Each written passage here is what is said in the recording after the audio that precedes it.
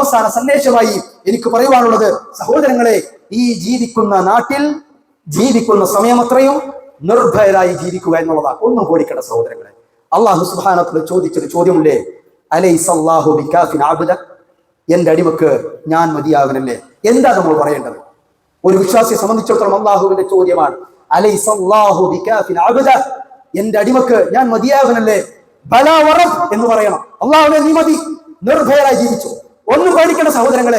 മരണം വിധിച്ച നാളെ നമ്മളിലേക്ക് കടന്നു വരികയുള്ളൂ. അതിന് ഒരു സെക്കൻഡ് മുൻപ് പോലും ഈ പ്രപഞ്ചത്തിൽ നിന്ന് നമ്മൾ തിരിച്ചു കൊണ്ടുപോകാൻ ഒരാൾക്കും സാധിക്കുകയില്ല. അതുകൊണ്ട് ഇജ്ജത്തോടുകൂടി ജീവിച്ചോ.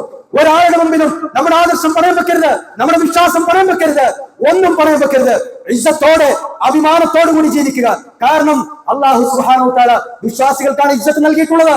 വലില്ലാഹിൽ ഇജ്ജത്ത് വലിറസൂലിഹി വലിൽമുഅ്മിനീൻ. പ്രതാപം എന്ന് പറയുന്നത് അത് അല്ലാഹുവിനാണ്, അതുപോലെ തന്നെ അവന്റെ റസൂലിനാണ്, വലിൽമുഅ്മിനീൻ വിശ്വാസികൾക്കാണ്. അതുകൊണ്ട് സഹോദരങ്ങളെ, അഭിമാനത്തോടെ ഇസ്ലാമിന്റെ ആ ചിഹ്നങ്ങളൊക്കെ പാലിച്ചുകൊണ്ട് തലയുയർത്തിക്കൊണ്ട് ഏത് സാഹചര്യത്തിലും അഭിമാനത്തോടു കൂടി ജീവിക്കണം എന്നുള്ളതാണ് എന്നോടെന്ന പോലെ എനിക്ക് പറയുവാനുള്ളത്. നാം ഒക്കെ അള്ളാഹുവിന്റെ അബദുകളാണ്, അള്ളാഹുവിന്റെ അടിമകളാണ്. ഇവിടെ പ്രപഞ്ചത്തിൽ ഒരാളുടെയും അടിമയല്ല.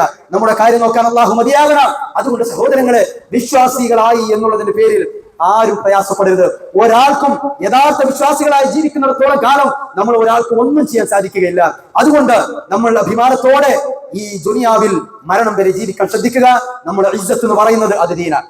ആ ദീന് വിട്ടുപോയാൽ അല്ലാഹു സുബ്ഹാനഹു വ തആല ഇജ്ജത്ത് നമ്മൾ തിരിച്ചെടുക്കും. ആ നഷ്ടപ്പെട്ട പ്രതാപം, നഷ്ടപ്പെട്ട ഇജ്ജത്ത് നമുക്ക് തിരിച്ചു കിട്ടണമെങ്കിൽ ഇസ്ലാം അനുസരിച്ച് ജീവിക്കുക, ഇസ്ലാമിലേക്ക് തിരിച്ചു മടങ്ങുക.